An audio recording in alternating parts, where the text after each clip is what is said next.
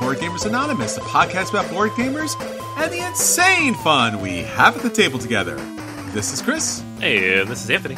And this is episode 503, our holiday gift guide for 2024. We'd like to thank all our Patreon backers for helping us bring you a brand new episode. Hello, friends. We're back. And of course, it's the holiday season, or at least the purchasing season of the year. Yeah. I'd say at holiday, schmoliday, buy stuff. Woo! Woo! Capitalism, buddy! I know. Yeah. It's always like, it's a full week before Thanksgiving, and I'm always like, oh, it's Black Friday now. Okay. We're doing this. It's funny how Black Friday was a day, and then it was a week, and now it's like a month. Remember when you had to go and wait in line and do stuff? You remember when you had that one day on the online board game site that would crash like 20 times? I remember being at my desk like the next morning.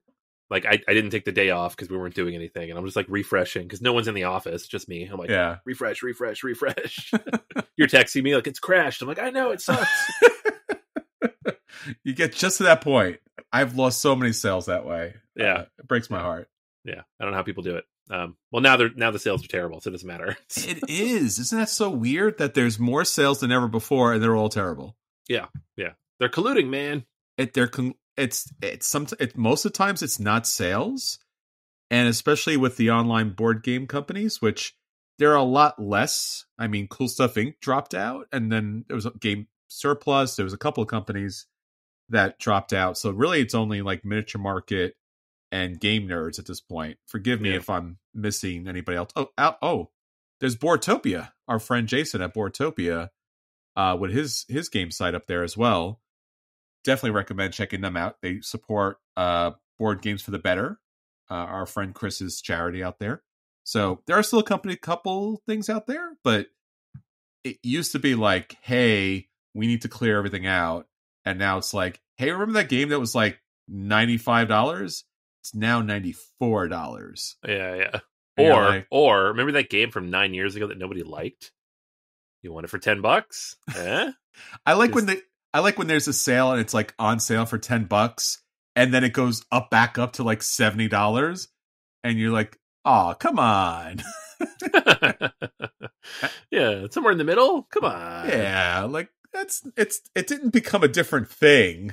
You know, yeah, right. It's still the same cardboard. You're willing to get rid of it for $10, so just do it. Yeah, and Amazon has been a monster. They're just just everywhere.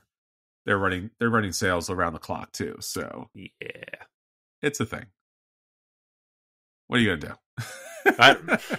Well, nonetheless, we have a great episode for you. We're going to be giving you our holiday purchasing picks, whether those purchases are for you, for a loved one out there, for a fellow gamer at the game table, and you want to pick out some stuff that might be great for them based upon what particular group or cluster they might fall into. We have some great recommendations for you. But before we get into our feature review, we have a lot of things that's going on because, again, it's the holiday season. So we're really freaking busy. Yeah. First up, I'll just mention something really quick. Our friend Game Master Dave, he's putting on his annual Fat Dog, which means the Friday after Thanksgiving Day of Gaming. So if you are in the Long Island area and are looking for something to do on the Friday instead of doing a Black Friday, go out, play some games. Dave is an amazing teacher, and you can find out more information about the event at Dave's email address, dave@gamemastergames.com. I honestly, like, he sent this, I'm like, that sounds fun. Wait, that's what I'm already doing. What? I don't have to leave Philadelphia. A friend in the area is doing a Twilight Imperium game on Black Friday, which is just, it's perfect. So perfect. I'm so excited. All right, so if that's not Fat Dog, what word are you coming up with then? I don't know. Twilight Imperium. It's great. TI4 Friday. TI4 Friday. I like that. That works. That'll be a lot of fun. And Dave's awesome. If you want to learn a game, he's the guy to learn it from. Absolutely. Also, another really quick shout out to our friend Kenneth out there. He did a really amazing job. There's a great website called ageofranks.com. All one word, ageofranks.com. and he goes and collects all the big media people in tabletop industry, their top 100 games of all time. And he has an amazing amount of data from every kind of podcaster, video, YouTube people, TikTok stuff out there, gets all their top 100s, puts them into some major data processing, and then pulls out some amazing graphs. And what's really fun about this is it allows you to get a sense of all the media people out there, what types of games they like, and maybe you could find some other people out there that, you know, like the same stuff you do. So I'm up there, Anthony's up there, and everyone, our listeners from our top 100 games of all time on episode 501, you're up there. So you could see how you rank against everybody else out there in the board game media industry. Yeah, it's funny, though, because he's got the little spider graph. Yeah. And all three of us, like me, you, and the listeners, it's like a little bit here, a little bit there, and there's like a sharp line straight to strategy. Right? Sharp line. It's like an arrow shooting off the side. You compare it to literally anybody else, and it's like, oh, yeah, we're not super balanced, are we? we have a vibe. Yeah. Like, if you're listening to this and you don't know the vibe, you soon will know the vibe because it is our vibe. So. And it's a lot of, I mean, even the top 100, that's the same vibe. Like you said, you, me, listeners, all of us, yeah. Yeah, right down the line, like right in that area. No party games, no dexterity games. A little bit of the light, a little bit of the war, a little bit of thematic, but medium heavy Euro? Yeah, almost completely. Which, my list is probably like 85 to 90 strategy games, and then a handful of other things that I think are cool. So, but yeah, this is a great site. So it's awesome. Yeah, ageofranks.com. Check it out. All right, Anthony. So that's what's going on with our friends out there. Why don't you give us an update on what's going on with you? You're doing some podcast stuff out there as well. Yeah, I'm getting around. So I was recently a guest on Beyond Solitaire. So it's our friend Liz invited me on to talk about board game academics and my career teaching, and as well as Board Gamers Anonymous and all the things we've done. So it was a great conversation, and the episode just went up, episode 177. So you can check that out on all of her channels, including on YouTube, because it was on video. So you can see me. Yeah. if you can't get enough of this face, you can check that out. But yeah, it was a blast, and I love Liz's show. It's great. She does a lot of interviews with people in academia and history and research. She now works in that space as well, so it's just really cool to kind of hear all those different perspectives and to be part of that too. The conversation around, you know, how can games be more than just games? It's awesome. So yeah, big shout out to Liz for having me on. It was a lot of fun. Excellent. Yeah, I haven't listened to it. I'm going to check it out. All right. Well, Anthony, that's what's going on with you. What's going on with us out there? Yeah, we got more announcements. Let's run them down. PAX Unplugged is in a week and a half when you listen to this, so like 9 days. Get in there. We are going to be presenting 2 different panels at the event, so make sure if you are at PAX Unplugged that you stop by and see us on Saturday. We're going to be presenting our panel on engagement, teaching with board games. So this is a discussion of like how all 3 of us have used board games in the higher education and just education settings in general. So how I design my class, and how Will uses RPGs in his therapy, and how you've used them in the counseling center. And it's going to be a lot of fun. It's on 2:30 on Saturday. So not counseling. Will is counseling center. And I'm career. Career, yes. Yeah. I did mean career, and then that's okay. Late enough that I completed the words. But we'll be talking about all of that at our 2:30 panel on Saturday.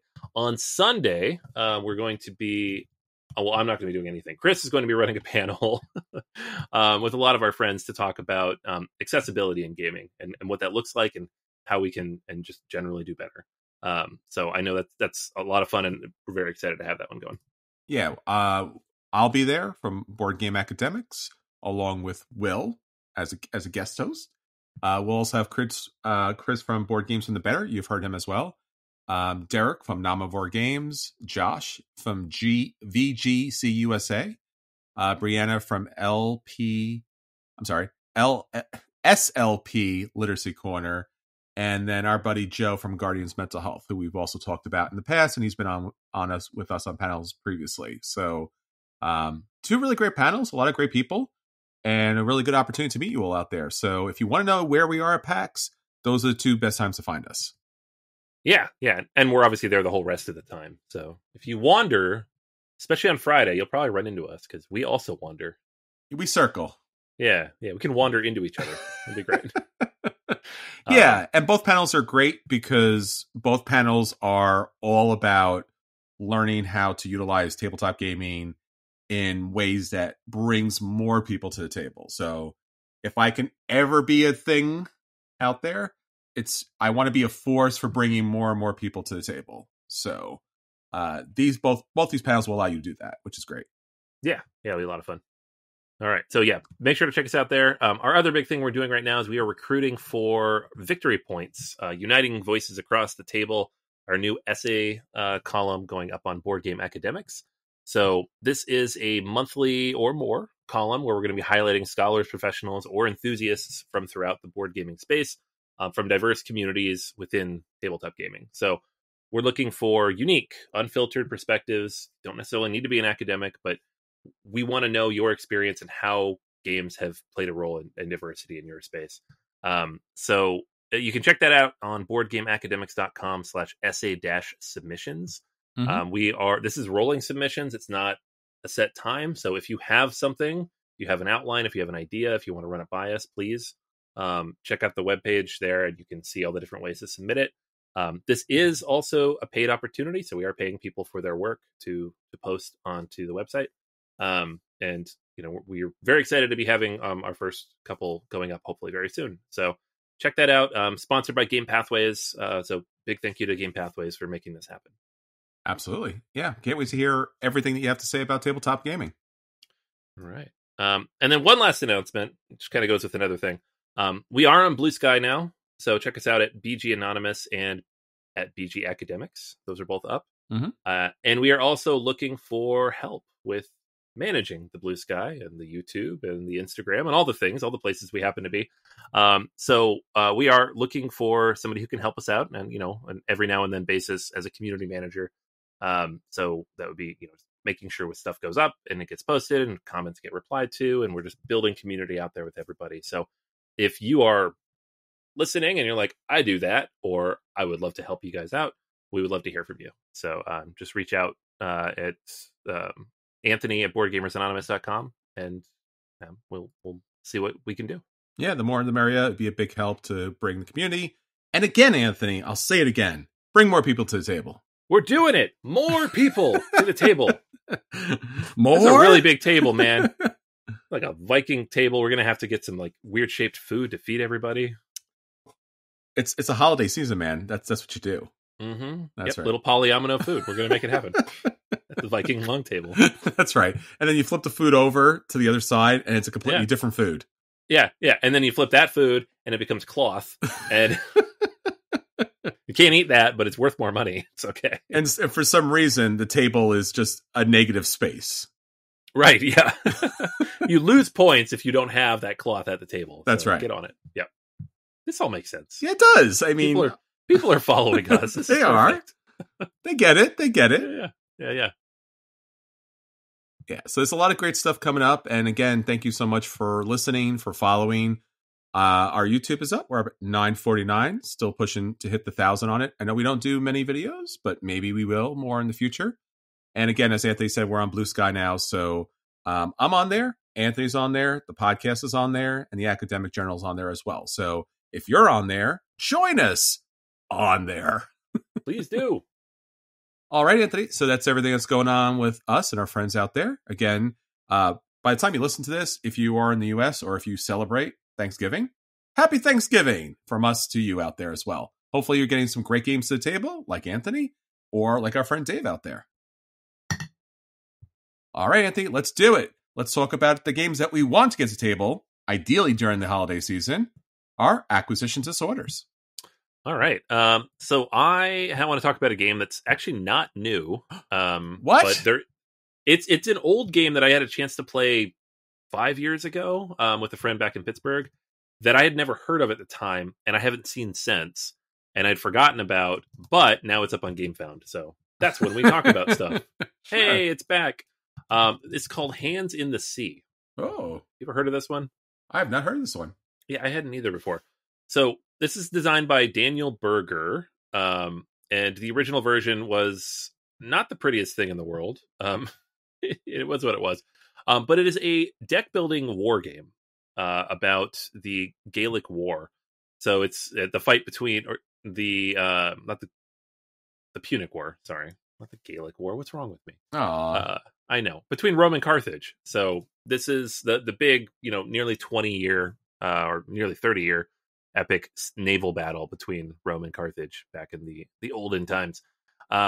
So it's a war game. Yes, but it's also a deck building game, so it's a lot more like Eurocentric in terms of like how the game works. And I was wary to play it because 2-player only war games, if it's not Lord of the Rings or Star Wars, I'm like, I don't know. But I had a really great time with it. At the time, though, when we played it, I learned it was out of print. So I was like, okay, well, I'm not going to go hunt this down because I have a bunch of 2-player games. It's fine. But our friends at Phalanx, who have done an amazing job of bringing these old out-of-print war games back, so like Hannibal and Successors, are now running a campaign on GameFound. Now, this campaign has been running for a little bit, so when you hear this, it will be nearly over. I think probably have a day or so left. It is set to end right before Thanksgiving. But it is a very pretty miniaturized version of Hands in the Sea. So you get a miniature set that has all the little pieces that you're going to put out on the board. And there are a lot of them. So it is like, it's text, you get some texture to the board, which is great. The game does it's not a fully card game because it is a war game. Obviously you're working with the space. So it's almost got like a feel between a mix between like a Command and Colors type of system, but also like a deck building element on top of that, where the cards are driving what you're doing. So it's really interesting in that way. So, as with all Phalanx games, you have your regular pledge, you get the game, a couple things, or you can go all in and you get the game and the metal coins and the playmat and all the good stuff. I can say from having backed a few of their games, really, really solid production levels, just beautiful, beautiful games. And it's expensive because these things are always expensive, but it's not stupid expensive. It's like 120, which is a lot. But you can also opt for 75 for just the regular full version of the game. It's great. I haven't played it in a while. And I don't recall if I even reviewed it on the podcast here. I think I played the one game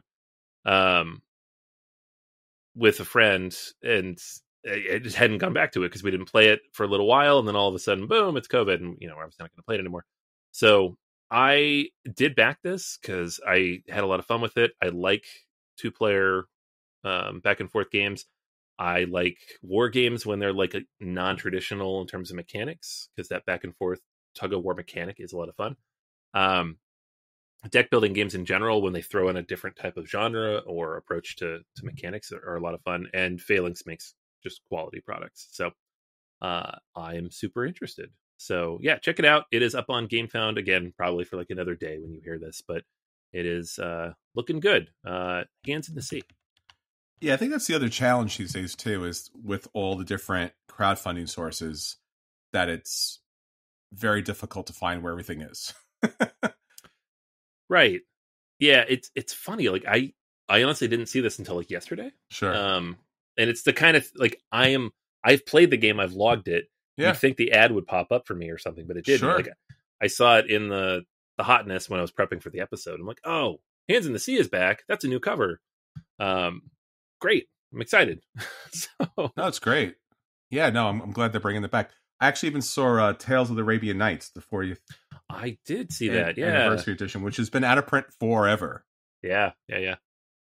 So. Which is a great time because people are thinking about it with Arthurian Legends coming out. Yeah, it's funny how they're basically back to back. I'm not sure what the company was thinking as far as that's concerned, but different companies, I think, probably. Yeah, but somebody had to give somebody rights for a thing, right? So But no, this is great. I'm excited. I hope I get a chance to play this. Oh, yeah, well, it's 2 players, and I'll have it, so we will play it. Yes. Yeah, because it's a war game, but it's not like a war game, so it's fun. It looks like a tiny war game. It's tiny. It is, yeah. There's a map, and there's little bits that you're putting out to control the spaces, but really, it's all card driven, which I love me some card driven tactics. But like the deck building on top of that, where you're pulling in new cards from the market, it's just you're building up your tactics in a way that your opponent can kind of see. That's such a cool idea. Very nice. All right. Speak about games that are kind of many older games that are back. I've been hotly anticipating this. We had seen this last year. It's on BackerKit, another crowdfunding source out there. This is Defenders of the Realm Legends Edition. This is the new Defenders of the Realm from Greater Than Games. This is from Richard Lanius, or a new version of his original game that I love. It's been my top 1 game of all time, way back when. It's been up there quite a while. I think I retired it this year. It's been in the Hall of Fame. And Defenders of the Realm, if you have not played it, we've talked about in the past, it utilizes a pandemic mechanism in which you play one of these kind of classic, I guess, fantasy characters. Amazing artwork from Richard Lanius. And as these giant monstrous generals kind of tower into Monarch City and all the minions spread, again, think pandemic for viruses and then how they spread, you are fighting back and you're doing all the heroic things, and each character is very unique, has very individual kind of powers, and plays very thematically. Well, at one point there was supposed to be a second edition, and we heard this from the owner of the company himself, and that did not happen. Nope. So this happened, and it's kind of cool. Have not played it. Did see it at one of the conventions. Me and Anthony kind of circled around a little bit. It is definitely a different take on the game. It has more of a cartoony, anime, family-friendly look to it. And there are 4 characters that you could play as. And again, they're the fantasy tropes, kind of play as again. You got the map. You have the central city that you're defending. And you have the 4 different bosses that are coming in to destroy, along with all their minions. And of course, your job is to defend the city and deal with all the minions as they kind of grow and, spread out. So you have to keep their spread down, of course. Game's broken into different phases. You're doing different things where you're setting your characters out. Then the bad people go. And then, of course, in this version, there's a darkness tracker. And that darkness tracker kind of builds up throughout the game. So the more actions you take, the more darkness is in the world. And you're basically defending against all the minions. Campaign's up. BackerKit, I gotta say, I don't know if it's BackerKit specifically, but the page is a little bare, to be honest with you. I watched a couple of the videos. I was like, okay, still doesn't give me a lot to kind of go on. It's pretty just like, hey, this is going to be fun. It's an adventure. Really not a hard breakdown. Obviously not a review whatsoever, but previews don't really hit me. The game itself is 150, but that doesn't include all the extra stuff that typically you would buy with this game, including the upgraded minions, which now is going to set you at 270. And then there's the extra stuff that typically people get as far as coins and other stuff that comes along with the game. That's 350. And if you want the giant miniature that plays in the game, that's 450. Yeah. So at some point I was 50 out of it. So I was quite excited about it, but it is quite expensive for a game that I mostly own. So I am excited. Hope I get a chance to play it. But expense-wise, it's up there, man. It looks good. Miniatures are good, but yeah. Yeah, it does look good. It's funny. I don't know what it is about this particular art style, though. It just looks kind of flat to me. I agree. It looks like a mobile app. It does.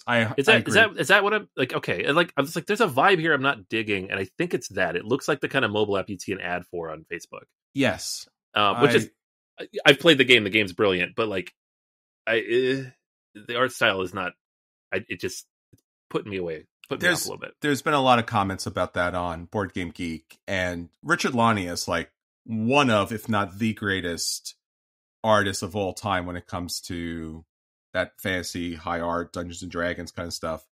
Like, this game was never going to be able to follow that. What you said, Anthony, is true. What I am surprised by is the art style they went with, because again, it is very flat, very I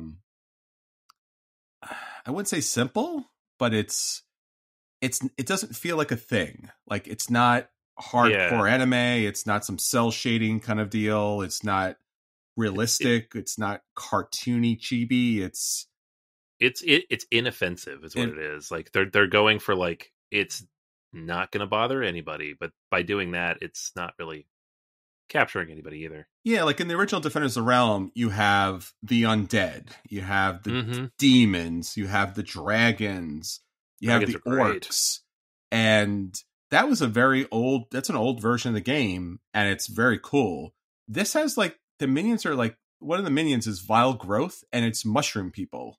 Yeah. And I'm just like, it's not cute enough to be chibi, like cutesy kind of stuff, but it's not menacing, threatening. I agree. Like, I don't know what they're going for here. Yeah. So hard to say. So I will say, though, like, professionally, having worked, like, I do marketing for people, right? Mm-hmm. When I'm not teaching, and I have worked with BackerKit, and I've worked with GameFound, and I've worked with Kickstarter. Oh wow. BackerKit is the least feature rich or interesting of any of these platforms. Sure. So I just don't even know that you could do more with this. I don't know. And it's been upgraded recently, but it's not. It's pretty bare, right? Am I wrong? No, you're not wrong. And I think this is just what their platform looks like. Sure. So this is what you do with that space. I don't know if that's part of why they're struggling to hit their goals, but they're not there. And no. Greater Than Games is a really good company, and they typically do a really good job with their games. And even if their art style is a little different in some cases, like Sentinels of the Multiverse is kind of a thing, and I don't hate it, but it's its own thing. Right. So, but I also even think with the videos here, like, I would have liked a more game explanation, like play through a little bit, and that's not really here either. So, yeah, like, what does this actually play like compared to the original game? Yeah. And I think a lot of us do own it, or maybe you own the post-apocalyptic version, or maybe you recently purchased the Freedom 5 version, which is, I think, also by Greater Than Games, which is, again, the Sentinels of the Multiverse version. So I didn't get a vibe of how it plays fully from the videos or from the page. And that kind of was like, that coupled with the price was like, conceptually, this is something I would 100% back without even looking at it. But both of those things kind of holding me back. So maybe it'll be at PAX. Maybe we'll get a chance to play it. That'd be cool. All right. Well, there you go. There are acquisition disorders. Hopefully we get those things backed. Hopefully we get those things to the table. All right, Anthony, now on to our feature review. Our feature review, of course, this week is taking a look at all the games that we've played this year, getting a sense of who's naughty and nice, and making some recommendations to all our friends out there. So maybe these are good for more people at the table. Yeah. This is our gift guide. We do this every year, and the goal of the gift guide is not to tell you the best games of the year, because we're going to do that in a few weeks, right? Yes. The goal of the gift guide is, what is a game that is ideal for this particular type of person in your life, right? You are getting a game for children. You need a good family game. What is a good family game that is currently available, right? So it's not out of print. It's not crazy expensive. It's not Kickstarter exclusive. And it's something that you're going to have fun with, and they're going to appreciate as a gift, right? These are things that you can give as good gifts. So that's how we try to think through it. This is not like, you're not going to have stuff that's out of print here. You're not going to have stuff that's hard to find, or it's ridiculously expensive. But they're all good games too. And some of these games might be on our end of the year list. Some of them might not, but we do love all of these, and we've played all of them. So that's how we build our list every year. And it's fun. It's a good way to kind of just get some ideas going into the holidays. Absolutely. So what do we have up first? All right. The first category, ironically, is the least likely to be a gift. But you can gift people games on Steam. This is our app selection. So these are the digital versions of games that we recommend sharing with your friends and family. Chris, what do you have on your selection? Well, and I'm sure you, Anthony, we both have really enjoyed Direwolf's games recently. Obviously, Dune has made a big splash, great production. They did the thing that they needed to do, which is take the board game and put it on the screen. That's a note for all your designers out there that are putting board games on the screen. Take the board game and put it on the screen. That's it. Don't reinterpret it. No. Don't change it. No, please. Don't alter the layout. No. I'm looking at you, Castles of Burgundy. What the heck is that stupid, ugly thing you did? Lorenzo, you know. Okay. Lorenzo's so far off the deep end. I don't even want to talk about it anymore. Yeah. Woof, ugly. Yeah. So I was really happy and excited to see that Clank is on Steam, and it came out late October, and it looks like, again, a great job from Direwolf Games. It's a perfect adaptation, again, utilizing the board along with a little bit of animation that goes along with it. So I think they've even taken a step up from Dune because it's a little animation on the board itself. But again, Clank, deck building, and then a bit of a race to press your luck to pick up treasure and then run it out. And as you're running and running out, you're making noise, which awakens the dragon, and then the dragon wants to eat everybody. So you're trying to collect as much stuff as you can and get out as quickly as possible before everything goes to heck. So good game, good production, on Steam now. Again, if you don't own the board game, this is a great adaptation. $22.99. Not a bad price. And knowing Steam could go less, it's out now. Yeah. We got end of the year sales coming up. It will be cheaper. Yes. Yeah. And even sometimes with the Humble Bumble things. Those things are like, hey, here's every tabletop game up there for like $1. Yeah. I think we're due for a Direwolf digital batch of games because they're doing a lot lately. Yeah. Like they've done a few in the past. And the irony here is they've done a bunch of other games, but Clank is one of the games that they developed. Yes. Right. So they own. Yeah. As a board game for like, it's a weird little circle that they have. But yeah, this is great. Mine is also a Direwolf digital production. And it's in early access, but you can still buy it and you can still gift it. And that's what's important. And I've played it many, many times already, and I have not run into a single bug yet. So they call it early access. It's like version 0.1, but it's great in my opinion. And that's Cascadia. Oh, I've heard of this game. Yeah, we got a nice digital version of Cascadia is up, and you can play it, and it is awesome. I'm actually tempering how much I play it because I really, really love this game. But you can get through a game digitally in like 10 minutes, 15 minutes. And I'm like, whenever I get to that point, I'm like, this is going to ruin the tabletop version for me if I just sit here and play this like 40 times. So I'm trying not to do that. But there are a few other cool things that they've mixed in here too. Like you have like, scoring challenges and AI version modes and all sorts of cool stuff just to mix it up. So I'm digging it a lot, but this is a fantastic game to share with pretty much anybody who like, maybe they like board games, maybe they don't, maybe they just want something nice and chill. The multiplayer version, of course, you can play with your friends.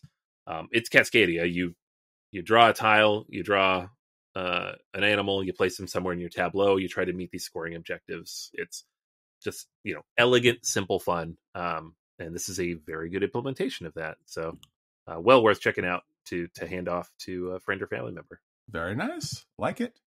Yeah. All right. So speaking of those family members, we got family games. So these are the games that you would buy for the children, for your, nieces or nephews, your friends' children, or just for maybe parents who don't play games very often. So lighter games, but accessible both in terms of theme and just general play, right? So not necessarily just light games, but like games that are perfect for a broader family setting. So Chris, what do you have? Well, I have a game that I think plays well with a large group. This is going to be a 3 to 6 player game. It's a trick-taking game. It's from Bezier Games. It's Rebel Princess, the Deluxe Edition, because everything has to be the Deluxe Edition these days. So taking all of the classic princesses. So you got Snow White, Little Mermaid, Cinderella, and other people. These legendary princesses are having a party. And of course, Prince Charmings and such, who have not been invited, try to infiltrate the ball. And they're trying to propose marriage to all these wondrous princesses. The princesses want nothing to do with this. They want to stay single and independent. So you are playing a trick-taking game in the style of Hearts. And over 5 rounds, which represents the 5 days of the party, each round has a special rule. So typical trick-taking where you have to follow the trick. And sometimes you want to win. Sometimes you want to lose based upon what's out there. These have those special rules which change things up, which is really cool and fun. And as you're going through them, you're dealing with 4 different suits. It's not too many suits. It's not crazy. It's not cat in a box kind of situation. Mm-hmm. And again, that's good for some people, but not generally for kind of a family taking kind of situation. And your objective here is not to get Prince Charming symbols. You're not trying to get married here. You're trying to stay strong and independent, and you're trying to avoid the marriage proposal. And of course, you're trying to avoid the enchanted frog because he's trying to marry you as well, too. So at the end of the game, the player who has the fewest marriage proposals after 5 rounds wins. And again, the artwork here is pretty amazing. Like, it's beautiful, gorgeous, dynamic artwork. Bezier Games does a great job as far as productions are concerned. And again, this is something that plays a lot of people at the table. And it's accessible for the younger people. But again, any age can kind of sit down and play this game. It's a simple trick-taking game. You got to follow the trick. You got to follow the symbol. And you ideally want to avoid the marriage symbols on there. So a little strategy, obviously one of those games that's very easy to learn. I know how to play Hearts. I'm not as big of a trick-taking person, but this is a game that really fits a lot of people. Yeah, great. I love the theme. That's such a cool idea. Mm-hmm. All right, on my end, I'm going to recommend Harmonies, which presumably you've all heard of at this point. It was one of the hottest games of the year. I think it's the highest ranked game that came out this year on Board Game Geek. And for good reason. This is a abstract game in which you are drafting sets of tiles that allow you to build different types of habitats on your little player board. So you can build trees, you can build fields, you can build rivers, you can build towns and villages and mountains.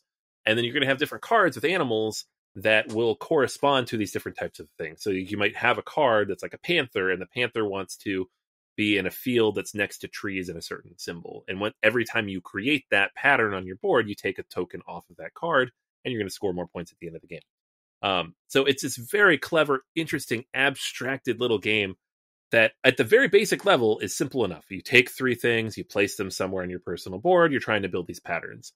But the more complex it gets, the more you can kind of extract from that. It is fantastic. It's perfect for like a family setting. You could play it with kids up down to like 7 or 8 years old, and they definitely understand it.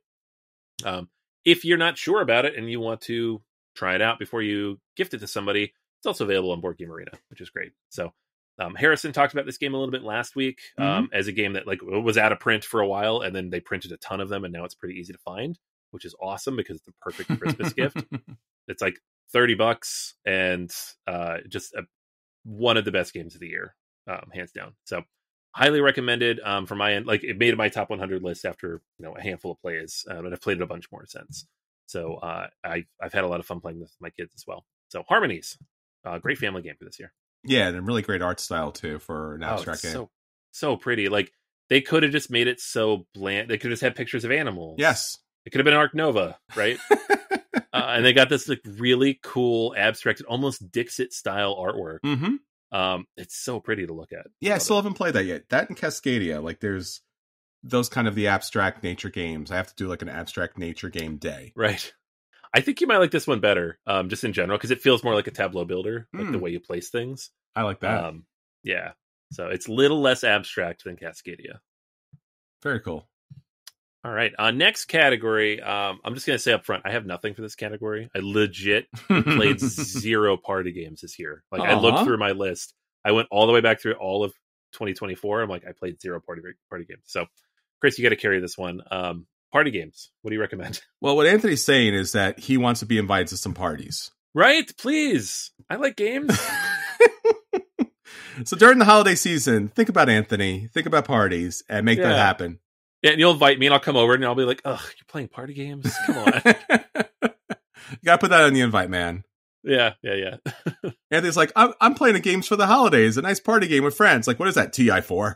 Yeah, TI4. That's my party game. I'm playing Twilight Imperium 4, and then I'm going to PAX to play like the heaviest Uwe game I can find. There you go. All right. Well, I got to play some party games. Some fun, interesting, dynamic kind of things. So first up, a holiday game, so to speak. Not the Christmas holidays, but this is more of a Halloween kind of holiday game. This is from Big Potato Games. It's called Ghosts Can't Draw. I don't know if you knew that, Anthony. They can't? They cannot draw. Oh, I guess they can't hold the pencil, right? That's the fun part of it. You know the Ouija board where they have that puck that everyone puts their hands on? Mm-hmm. Well, this game has that. The planchette, I think it's called. Okay. So basically, there's a ghost. It's a ghost-shaped planchette, and there's a pen in the middle, and it's on like in a dry erase board, and you have this dry erase marker in the ghost. Everyone closes their eyes, puts their hands on the planchetta. I think it's planchette. I'm hopefully not turning it Italian. And whoever is the ghost, and that's secret, right? Whoever's the ghost is trying to move their hands along with everybody else to make this mysterious drawing that's based upon the word that they have, their clue. Now, of course, everyone's eyes are closed, including the ghost, and that puck is blocking also the sight. So when I play party games, the best part of party games is when things do not work. And while you're playing Telestrations or you're playing Pictionary, when the drawing doesn't look like a thing, that's when things are fun. Yeah. So, of course, you're going to get a weird doodle of a thing that the person's trying to do, but also you have kind of like a deduction game here because they're trying to like secretly steer it, but not give away who they are. So basically, everybody else tries to guess who's the ghost, scores points for that. Then everyone plays their tokens, their ghost tokens, on a selection of words, one of which is the actual image that's being drawn. The ghost can score points for that as well as the people there. So a very small box game, very simple concept, but fun because again, you got weird Pictionary kind of drawing, you got some deduction gaming, and you got some Ouija board play going out there. And it's all fun and simple and cartoony and a pretty good time. That sounds cool. Mm-hmm. Party games being what they are. But, you got to go when you play a party game, you got to go all the way. Like it's got to be a thing. Right. This one might be good for you, Anthony. This is called Bomb Busters. This is another new game from this year. And this game's all about players defusing bombs. And again, really cutesy animal artwork here, like fun, cutesy, cartoony animal artwork. And you do this by trying to cut unseen wires from each player. So basically, there's a longer version to this. There's 66 missions. And basically, the 66 missions start from very simple to very complex. And there's some oddities in there as well. And basically what the game comes down to is you have to be able to cut all the blue wires. Now, there's also yellow wires and red wires, and they come into play more because they're more dangerous in the game.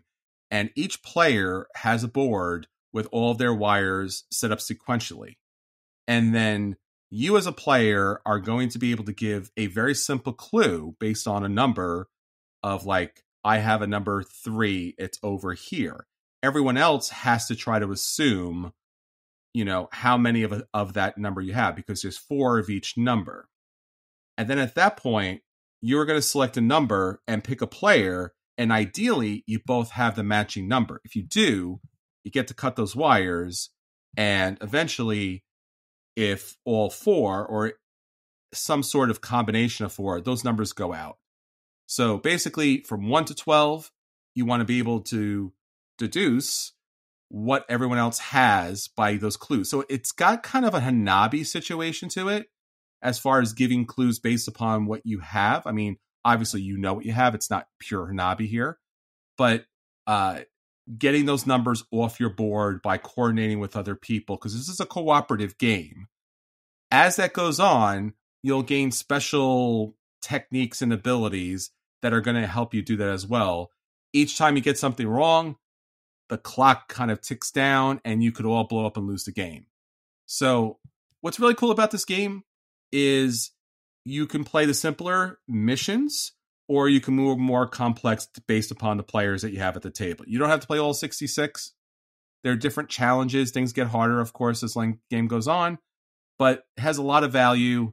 Really cute, adorable little game with that kind of pressure mechanic that goes along with that. So that is Bomb Busters.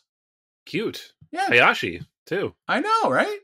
Yeah. Great stuff. Mm-hmm. All right, cool. I'll get some of these games in next year. I can talk about it. If someone invites you, man. I know. If there's no solo mode, it ain't happening. That's why I put the solo category next. So okay. We can just move on and I can feel happy again. There you go. Solo games.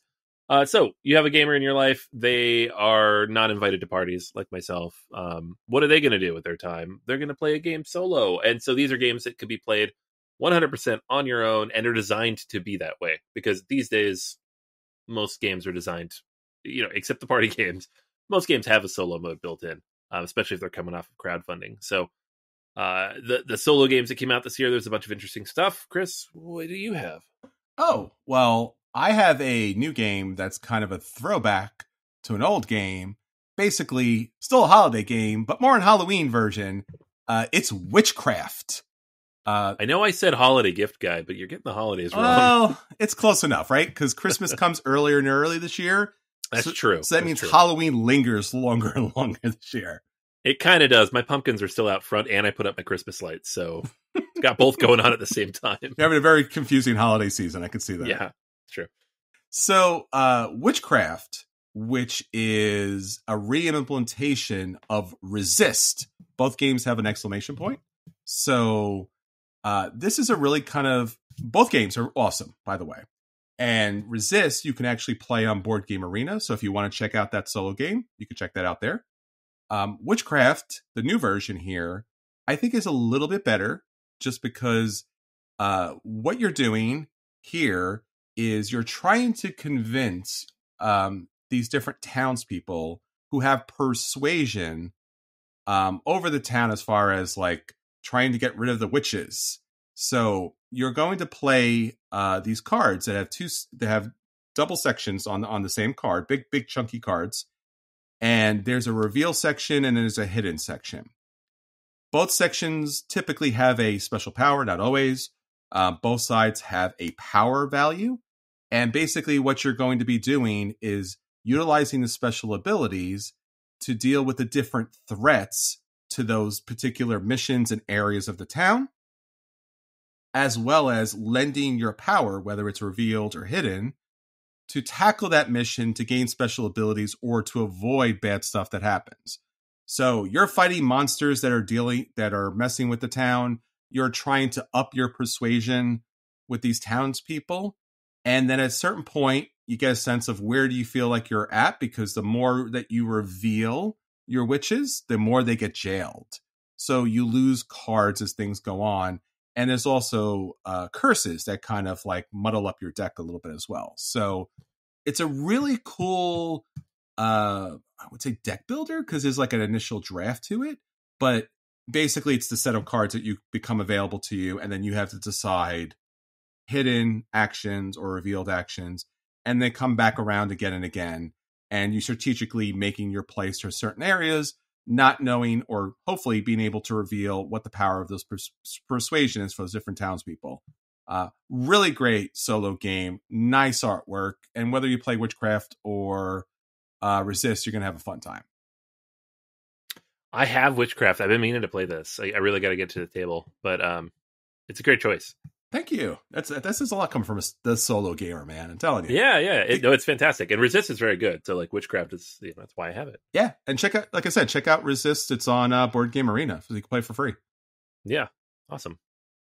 All right. So mine is a bit heavier, a bit longer. So this is for the solo gamer in your life who likes historical stuff, long stuff, lots of reading.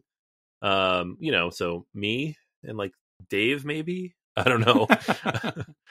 This is I, Napoleon. So I talked about this a few weeks ago in one of my, I guess a long time ago at this point, in one of my acquisition disorders. But this is a new game from GMT Games, and it is still available. I double checked. You can buy this for somebody if you're interested in doing so. They have a second edition. It is one player only, and it is described as a solitaire historical role-playing card game. So it is a game in which you are playing through the life of Napoleon, starting all the way back, in 1793, just after the French Revolution. And Napoleon's kind of working his way up all the way to his many possible endpoints, including his actual endpoint. And it has like the card driven system that you see in a lot of like GMT games, but you're playing it by yourself. It is a role playing game. You're role playing as Napoleon, working your way through all these potential different things. So as you draw from these different decks, they're going to have all these potential effects, right? So you could have, and there's a lot of acronyms. There's a lot of modifiers and ongoing effects. Like you have to kind of like the war game style of play. So if you've never played a GMT game, if you've never played a war game, or the person you're buying from hasn't, I would not recommend getting this for them. But if it is somebody like that, like maybe your dad or something, and they're like really into this type of historical stuff, and they like reading through rule books that are, outlined like technical instruction guides, I, Napoleon is fantastic. It's a game I haven't had a chance to talk about yet on the podcast, but I've really, really enjoyed it. Have not done super well with it, but it has a feel to it where it doesn't really matter how well you do because you have a different story that comes out of it each time. Setup is relatively light. The rulebook for a GMT game is not terribly overwhelming, and it's just a fun way to learn about history. I really hope they do more of these. I imagine it was a lot of work to build, but even like if this just becomes a new system that GMT produces games in, I think we could see a lot of really interesting like FDR or Churchill or whatever. Like it's a cool way to explore kind of these historical settings, and it's just a really fantastic way, unique new take on the games. So I, Napoleon, check it out. Great solo game. Big, heavy, long war style. Know that before you buy it for somebody, but if that's the right fit, it is definitely a good game for that. Excellent. And it's got the I in there, so it's a solo game. Exactly. Uh-huh. And you are Napoleon, right? Nobody else. It's just you. Yeah, there's nothing, you're destroying stuff, but whatever. It's all abstract. It's all good. Yeah, it's all good. It's fine. All right. Speaking of destroying stuff, we got 2-player games. Mm-hmm. So maybe you have a friend, a significant other, they like games, you like games, maybe whatever. And you want to get a game for yourself and for them, right? Hey, here's a gift that I can play with you. So every year there's a lot of really good 2-player games. I think this year there's just a ridiculous number of them. Sure. I think so. We both picked games I think that are relatively accessible in a lot of ways. So I'll go ahead and let you go first. Yeah. So do you want to destroy a friend at the table? Heck yeah, that's 2-player games, man. Yeah, it's always weird that 2-player games are always super cutthroat competitive. I know. Why is that? Like, that's like I just remember that when we played what was it? Fox in the Forest Duet. And it was like the only time I think I've had this experience of like, this is pleasant and we're working together. And why are more games like that? I know there's a few others that do that, but like big ones, not so much. Most 2-player games, you're just trying to murder each other. So. Yeah, I think the ones that are not are really few and far between, and they're the kind of standouts. Like there was a Fog of Love. Yeah. And then we held hands, like the romantic kind of stuff. So romance or death. That's clearly the what we're going for. And certainly not. You're not going to get romance with like these themes. No, the fun themes that we want. These are going to be death. Yeah. So first up is a game that hit my top 100. Not a lot of new games actually did hit my top 100 this year. This is The Lord of the Rings: Duel for Middle Earth. It came out this year. This is a reimplementation of Seven Wonders Duel, one of my favorite games of all time. definitely up there. This is from Repro Production, and our boys Anton Baza and Bruno Cathala. Once again, Seven Wonders Duel, phenomenal. Period. Walk out. Just drop the game and walk out. Like, it's fine. And you could certainly purchase that for a friend or a loved one or somebody you want to destroy at the table. But what if you didn't want to have to deal with all that counting and like, look, it's just like a number here, and oh, you have 2 wood, so this is this much more expensive, and oh, you got so many blue points, you have to count those up. But oh, the guilds, oh, you got to count up the guilds now. You have, don't worry about that. How about having the race of your life? How about having a game where the military track is a significant part of the situation here? But it's not your traditional military track. Actually, it's an area control game that's happening on the board. At the same time, you also have the chase for the ring. And that kind of dynamic is also happening at the very same time. And then, instead of the kind of science, generic kind of thing, it's the building of alliances, whoever's able to build the alliances on their side. What's really cool about this is those 3 dynamics are so present to you each and every moment along the way. When you play Seven Wonders Duel, you're like, I'm going to do military, I'm going to do science, and then maybe I'll have to peek over, make sure I'm not losing one of the other. This, everything's in play. Everything's possible. Everything's dangerous. Everything's dynamic. And it reminds me of Queen's Gambit, which is a now out-of-print game. It's a grail game for a lot of us out there. I think our friend Dave has a copy of it. And that game is very similar, right? You have a space battle, you have a ground battle, and you have the Jedis battling. So the idea of keeping your eyes on 3 things that are happening at the same time, which just amplifies every card play, is a lot of fun. And a really great game. So, Lords of the Rings. You can watch the movie this year. Go see the movie that's coming out, the animation movie. As it War of the Rohirrim? Am I correct on that? Rohirrim, right? Yeah, something like that. It's Tolkien. It's a Tolkien movie that's coming out around Christmas. Go see it. Yeah, it's anime too, which is great. I didn't know it was anime until I saw the trailer. Oh yeah, I was like, "What? It's anime? It's great." They did a thing. So yeah, Duel for Middle Earth, great game. Yeah, that's awesome. This would have been my pick, except I knew that you would pick it. I would have picked it. Okay, yeah. I'll pick a different one that I also like. Yeah, Lord of the Rings: Duel for Middle Earth, fantastic.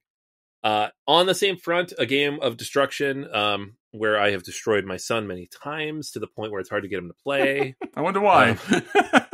The problem is he's just old enough that I can't just let him win, right? Like, he's like 7, 8 years old. I'm like, you're not just going to destroy him.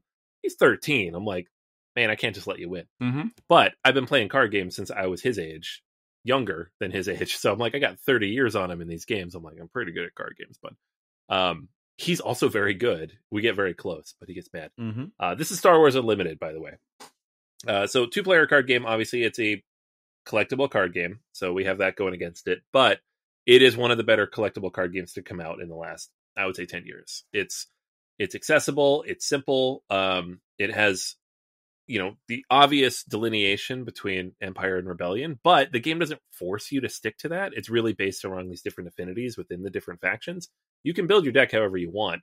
So you have, you have mercenaries, you have bounty hunters, you have smugglers, you have the recent set that just came out, Twilight of the Republic, is focused on the Clone Wars. So I have the new 2-player starter set for that. I'm going to be playing with him soon. So it is a fantastic 2-player game, and they've done a really good job of making these 2-player starter sets good games. And this is like one of those things that a lot of CCGs fail at. They're like, here's a 2-player starter set. It's terrible. Go buy some boosters to make it better. I'm like, okay, Or even worse, like Lorcana didn't have a 2-player starter set. You had to buy 2 separate starter decks. So it was like $30-something, and they're still kind of bad. So this is tuned and built to be competitive against each other in a way that's interesting. So I have all 3 sets of these like 2-player starter sets for the 3 sets of Star Wars Unlimited that have come out, and we have fun with all of them, and all the decks are different, and we can mix and match them now. I've bought a handful of boosters, but not that many, and I really have played the heck out of this game so far. So if you have somebody in your life who loves Star Wars, if you have a kid, who likes card games. If you're like trying to scratch that, old CCG itch and are looking for something new, Star Wars Unlimited is fantastic. Highly recommended. Not recommending you go buy a bunch of boosters because that's expensive. Do it if you want to, but that's not what I'm saying. But I have had a ton of fun with just like the three $25 starter sets so far. It's the cheapest CCG you're going to get into at this point. Yeah, as long as you don't go buy the boosters, which is crazy, and they're expensive, and there's a lot of really good cards, but you really only need that if you want to be competitive. You can play the game with what they give you, and it's so much fun. Well, it's nice to be able to go and say, let's play a CCG and be able to play a CCG. Right, yeah, it almost gives me like an LCG feeling, except every month, instead of every month, you're getting one every 3 months, which is fine. Like, I will buy the new starter sets every 3 or 4 months, and we'll be happy, because those are new cards every few months. And it's perfect for my family. Sounds great. All right, next up, we have our trifecta of light, medium, and heavy. So we're going to talk about games that kind of fit into these nebulous categories, according to Board Game Geek. So lighter games, things that are around a 2 or lower. Medium games, kind of from that 2 to 3.2, 3.5, and then heavy games above that, right? We'll kick it off with light games. What you got? Well, I have Trekking the World 2nd Edition. This came out this year from Underdog Games. This is a game you and I, Anthony, have played the first edition previously and greatly enjoyed it. And now they have a redesign of the game itself. Also comes with a solo mode, which I know you're a big fan of. And basically, if you have not played this game before, you are traveling throughout the globe in order to have the greatest time in these different destinations and picking up a bunch of different souvenirs throughout. So what you're basically going to be able to do is you're going to pick an itinerary that's going to be able to give you some money in the game. And if you happen to be at that particular continent, you're going to gain a souvenir of that particular type to put on your board. Your board's going to have a number of different activations that allow you to have additional movement, additional souvenirs, double your money, double a whole bunch of different things in the game. Now, as you're traveling around and taking that movement and that money, if you're in the particular location of that city, you'll have an opportunity to pay the money for a particular tour that's going to score you the vast majority of victory points in the game. Now, if you're able to do that, awesome, take that tour. If you're not, but maybe you're in a location that has an opportunity to gain a special ability from visiting that area, you can use that special ability at any time during the game based upon what that particular card says. So all of these different tour cards are double-sided. So it gives you a lot more opportunities to either score points or, if you're in that location, gain a special ability. You travel around, you gain a whole bunch of different unique kind of attractions together, scoring points for that as well. And it's a good time. It's a 2.0 on BGG. Probably a little bit easier than that, but it's really a quick, fun, light strategy game to get to the table. Yeah, it's fantastic. I have this one as well. Looking forward to talking about it in a couple of weeks, actually, when we kind of do a deeper dive on the review. All right, on my end, also at a 2.0 on Board Game Geek is Cities. This is a recent release from Devere Games, designed by Steve Finn and Phil Walker Harding. Both of them big names in gaming. Both of them generally designing lightish games. So the thing that attracted me about the game was just a really cool artwork.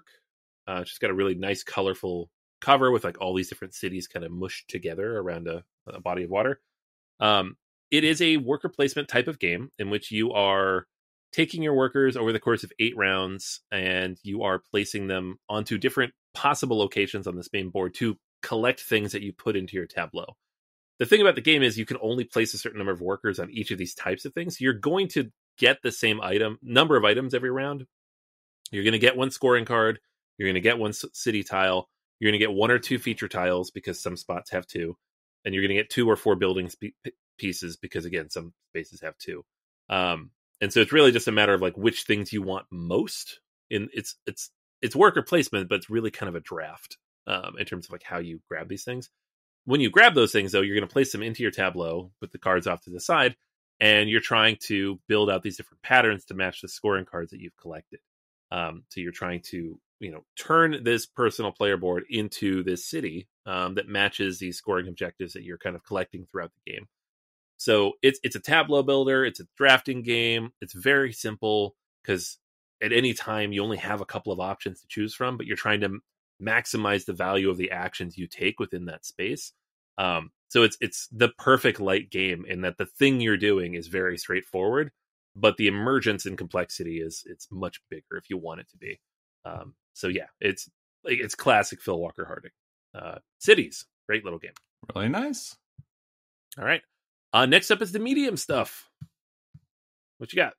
All right. Well, I got 2 fun games. Great, super great productions. First up is Harvest. This is from Keymaster Games. And this is a fun little game where you take the role of a farmer that's an animal on top of which, cartoony animal on top of which, and you are farming your land, producing all these wonderful vegetables and building up the town to give you special abilities and victory points throughout the game. And it's a worker placement game. You have a little wheelbarrow kind of meeples that go out there on the board. And what I really like about this is a very tight, focused game. You have your own little player board to build up your town, but also and I love that they do this because it feels very Agricola-like. You are planting seeds, you are fertilizing seeds, you are watering the seeds, and then you're harvesting the vegetables. I'm sorry, the fruits and vegetables in this game. So it's fun in kind of like that thematic play style. And then your particular farmer has a special unique ability that they'll be able to use throughout the game. And then at the start of each round, there'll be opportunities to take one of these kind of like starting tiles. So that will determine player order, but it's balanced by, if you go later, because again, worker placement, you always want to go first. But if you go later, you'll gain a stronger special ability than if you go sooner. And that special ability might really tie very well together based upon what you're trying to do for your particular harvest or how you're building up your town. And again, when you're building up your town, you have to cut down the forest and to be able to build the special buildings that are going to give you special abilities and victory points at the end of the game. So it's got a relatively cartoony look, but it's a very well done, condensed worker placement game at the table without being super over dramatic and, several hours to play. But the production is really top notch. The artwork is really cute. And this is also another game you can play on Board Game Arena if you want to check it out. That's Harvest. The next up is a little bit of a heavier game. This is from Mind Clash Games. This is Septima. Talking about holidays, we're going back to Halloween. We did our top 100, people. Oh my gosh, dude. We did our top 100, okay? It's almost like you want to go back to before November. I don't know why. I can't imagine why. So Septima is about, it's a competitive game, and it's about the world of witchcraft and all of these very good witches, very cool witches out there. The Septima, the leader of all the witches, is basically retiring, going on, and she's seeking to choose her successor. And you are a witch that is dealing with healing people, providing services and resources for them, while at the same time avoiding the witch hunters and dealing with the witch trials. So there is a lot of good that you're trying to do while dealing with all the bad that's happening around at the same time. This is a Mind Clash game. The production's top notch, the artwork is amazing, and it is not a heavy game. They consider it one of their lighter games in their collection, like the light kind of Euro game in their collection. And it is. It's lighter. You're putting together potions by gathering different items throughout the town and throughout the forest. It just looks big and crunchy. It's a really well-meaning game. It has a lot of expansions if you picked up the Kickstarter like I did, which does add to the complexity. But a straight game, it's a medium weight game, Septima. All right. You still got to teach me that one. We talked about it. Get on it. All right. I have two as well. The first one is Slay the Spire. This one made my list, my top 100 list, a couple weeks ago at number 11. And it is a very fantastic reimplementation of the Slay the Spire video game as a board game. Now it's cooperative. So the mechanics of the game, there's a lot in the box. It's a big box, relatively expensive considering it's a medium-ish weight game. But the mechanics are fairly simple, right? You're trying to punch the other guy harder than he punches you, right? So you're building up attack and you're building up defense on any given turn. Just try to survive and then hit back. The cool thing here about this game is that it is cooperative, so you are working together to take out all of the different enemies that are facing you and your teammates, and that really creates a new dynamic for the game. Now, we talked about this last week a little bit with Corey and Harrison. This is a new and interesting way to approach Slay the Spire, and the video game is still fantastic. It's an all-timer, but the board game now really fits in that same space, and it's perfect as a medium weight game because I can teach this to people in like 10 minutes, 15 minutes, less if they know Slay the Spire, because I'm like, this is all the same, this is all the same, these numbers are different, right? But even if they don't know the game at all, it is fairly straightforward. Here's your guy, here's your health, here's your energy, here's how it works. You're building a deck, and now you're doing this, right? So just a fantastic medium weight game that just really flows. The second game I wanted to mention and recommend is a little bit more whimsical, less fighting, because all these games are fighting, and that is Windmill Valley. So this is a game that I have not had a chance to review yet. I've played it several times in the last few weeks. It is the new game from Danny Garcia, who designed Barcelona, which made it onto both yours and my top 100 lists. Fantastic game. And it is about running windmills and producing tulips in 19th century Holland. So it's just a quaint, colorful, very colorful, beautiful game. Seriously, when Board and Dice decided to make prettier games, they really just went all in on it. They're like, games are pretty now. Like, cool. Good job, guys. It's a new vibe. Yeah, we love the new vibe. So you have like these the wheels that are kind of out there that are turning. Each player has these that kind of represent the windmills themselves. You're getting these different tiles that go into the windmills and they kind of turn and give you different abilities. Your action selection mechanic based on the windmill and how it turns is so interesting. There's a whole board in which you're moving around and you're collecting different types of tulips, or you're recruiting different materials for your own personal farm. And ultimately what you're doing is you're filling in this little grid of different tulips to try to score points. So it is a point scoring game, and it's like a thing collection game, but it's just really cute and fun the way it works. And it's just, the colors really pop. It looks like there's a lot going on when you look at it on the table. There's really not. This game is lighter than Barcelona. I would not consider this a heavy game. It's, I think, on Board Game Geek a 2.9 or so, which I think is perfect. I think it's in that sweet spot right below a 3, where you can teach it relatively quickly. It plays in less than an hour and a half, and it's just a fun, different theme than we see from a lot of other Euro games. You're not buying and selling these tulips, you're collecting them. I'm sure you are buying and selling them, but it's just not what it feels like. You're not out on the ocean doing trader stuff. You're in the farms and hills of Holland, which is cute. Very nice. Windmill Valley, wonderful little game. All right, and now the heavy stuff. What you got on the big end? Well, on the big end, I'm bringing a game that I recently backed, got to the table. You and I played it a couple times. This is Unconscious Mind from Fantasia Games. It rates about a 3.92 on BGG, and it's crunchy, man. It's a crunchy game.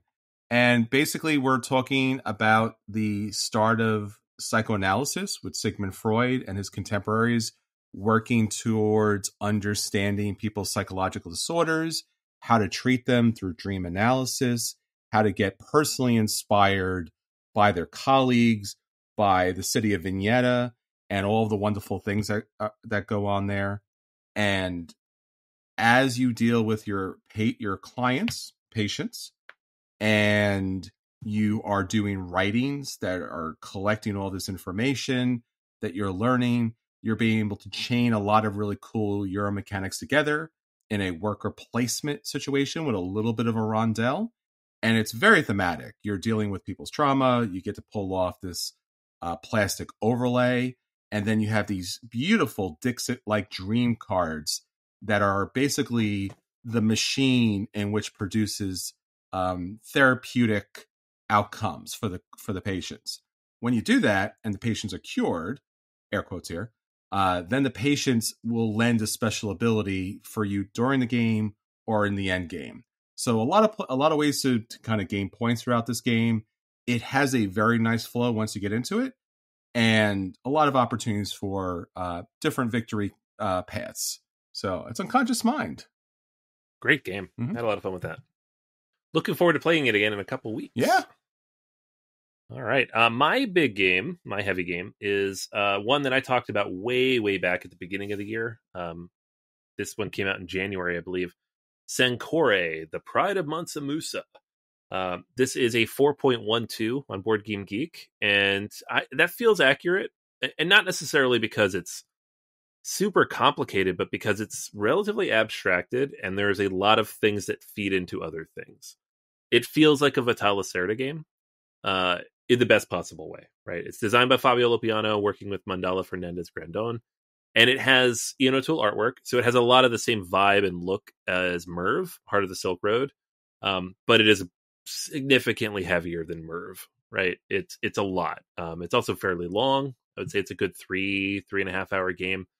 And so what you're doing in the game is you are managing the University of Sankore, which was built in Timbuktu back in the 14th century by Mansa Musa, the emperor at the time. And the goal was to build the greatest university in the world and to spread knowledge throughout Africa. And so that's what you're doing, right? So you are collecting different scholars, you are developing different abilities and collecting books, and you're also going out on the map and trying to spread the knowledge that you've developed. And every single thing you do feeds into something else you do, right? So each of the different disciplines and each of the different actions that you can take is directly or indirectly related to another action you can take in kind of this like circular motion. So when you take an action, it's going to require that you have taken a different action, which will require that you've taken a different action. And like everything feeds into each other, which is very Lacerda-like. So there's no like, I'm going to go over there and get some money. It's like, well, you can't go over there until you've done this. Okay, well, I'm going to do that then. Well, you can't do that until you've done this other thing, right? And that's where the weight and the complexity comes in, is you have to keep like 4 or 5 actions in your head at a time of what you want to accomplish. And then on top of that, you are collecting different tiles and you're, completing different objectives on the map. The scoring is really tight and interesting because it's based on a specific subset of actions you take during the game. And those subset of actions are only available if you take these other available actions. So you're not scoring for everything you do. You're scoring for the outcomes of all the things you do. So just a fascinating game. It's heavy. It's complicated. The reason I put this on the list over other games like Innovation, another big heavy game that came out this year, is that you can get this game on Amazon for about $65. So if you want to get a big, heavy, beautiful, pretty game for a friend, Sankore is affordable, it's accessible, and it is super heavy. So it covers all those bases. Very nice, my friend. Very nice. All right. Expansions. What? Yeah, we're getting into the fun stuff here. So every year, a bunch of expansions come out. We buy a bunch of them because we own all these games already. So what expansions do you buy for a friend? This is a tricky gift. I would not buy an expansion for anybody unless I'd already talked to them and I knew they didn't have it. Because if your friend is the type of person who wants an expansion for a game, then they're probably going to get it. So these are expansions that add something interesting to the games that maybe we don't know that exist, or that are a little more expensive or harder to find. But like that would be a thoughtful gift for someone who has a love for a game that they're already playing. Chris, what is your expansion of choice for the gift guide? Well, I guess spoilers for episode 500. My number one game of all time, top 100, was Hegemony. And Hegemony is a great game because it allows you to play an epic game that's at the same time 4 separate games. Everyone's playing an asymmetric faction, a social class, and they all have their different dynamics and victory point conditions and special abilities. And yet at the same time, they do still have to play somewhat cooperatively, because if the entire system falls, everyone's in bad shape. Now, very cool. But what if you wanted to kind of take that base game and just up it in 2 really important ways? You'd want to pick up the Crisis and Control expansion. This is the Path to Rule the Nation. Now, primarily, you are absolutely positively going to pick this up because this is a big game, crunchy, large game, and since you do have to learn the different different factions and plays, one of the best ways to do that is by playing it solo. So this expansion has the Automa or Automas in this game, so you'll have an opportunity to learn the game by playing through the Automas. It's a very smart, great Automa to play through, and it teaches you the game, and you're in really good shape. Because again, this is a long game, it's a big game, it's hard to get to the table sometimes. So giving you that option is fantastic, essential expansion for that. In addition to that, there's smaller expansions modules that come along with this. There's the Crisis expansion that allows you, and again, without getting too deeply, but if you are playing the government faction, you want to be able to play the Crisis response because it's a little more dynamic and lets you do more as the government. There's also alternative events that allows, again, the government and the different players to do some different things. So if you played the base game and you're a little burnt out on this, these new events really provide a lot of fun. And finally, the part that I really like here is there's hidden agendas. This is something that's often overlooked in expansions. I would highly recommend playing with the hidden agendas, even if it's your first game, because sometimes you want to have a particular path or strategy to go down. And if this is your first time playing the game, you may not have an understanding or a direction. This actually gives you that. So having these hidden agendas really helps you focus the game a little bit more and provide some more action cards into the game. So Crisis and Control, if you love Hegemony and you want to add either solo to it or more dynamics to the different play style, this is a great little tiny expansion. Great. Awesome. Mine is an older game that got an expansion this year, Gaia Project, which came out back in 2017 and was a sci-fi space version of Terra Mystica, which originally came out back in 2013. And this is a big box expansion. It's relatively expensive for, expansions as they go. It's like $50. Mm-hmm. And it adds a lot of stuff to Gaia Project. So this is for somebody who has Gaia Project, loves Gaia Project, maybe doesn't get to the table as much anymore, or just wants a new way to kind of mix it up. So you're getting 4 new factions with 2 new planet types. You're getting new map layouts, which is huge because the game, it's modular maps, but there are set layouts to how you can build it. There are new smaller sector tiles, which allow for different types of planets, as well as different interactions with the map. The thing about the Gaia Project map is there are a lot of empty spots on it, which is on purpose to kind of make you spread out and use your QIC, but it also creates kind of gaps in the play, and this fills that a little bit. There are Lost Fleet ships, which now give you access to new action spaces, technologies, technology tiles, new Federation tokens. You only can take the QIC actions on the ships, which is really interesting. So you don't have standard actions anymore. You have to go out and use them, which is very cool. There are new tech tiles, new round boosters, new scoring tiles. It just adds new everything to the game. And a little bit of balancing in terms of the factions too, because like any good Terra Mystica game and Terra Mystica family game, it's not super balanced. Some things are a little off. So yeah, it just makes everything about Gaia Project a little bit better, and it adds a couple new things and ways to play the game if you want to throw new modules in there. But even if you don't want to throw the new modules in there, you just have a lot of new stuff to play with. And that's great. So Gaia Project, we got the Lost Fleet. Check it out if you're a big Gaia Project fan, or if you know somebody in your life who would benefit from that. Excellent. All right. Last up here, every year we do our accessory choices. So fun things that elevate the games you already have, or your friends do. These are great gifts because most people don't buy these for themselves. I say most because some of us do. But how can you help your friends upgrade, augment, improve, beautify their gaming experience? These are some recommendations. Yeah, so a lot of us out there are a big fan of Everdell. It's this beautiful little game with these little woodland creatures that are building up their little mini civilization. And one of the most challenging things about the game itself is it has this really cool centerpiece. It's got this wooden tree in which you lay the cards out, you put the meeples on, and then inevitably one small touch and things start tumbling down. Now, Everdell from Starling Games have come out with an official upgrade product. It's a wooden tree. It looks very similar, almost as far as artwork is concerned, as the initial tree that comes in the game. But this is made out of durable, supposedly quality wood. Comes in 5 pieces, so you can put it actually in the box. And because that's made of wood, you don't have to worry about everything falling down. Now, I'm not to say that it's still the best way to display your cards and your meeples, but now if you do want to have the tree in there, if you do want to have that thematic kind of gameplay where you can hold the cards and everything and have everything out there, you do not need to worry. So it's on Miniature Market, about $30.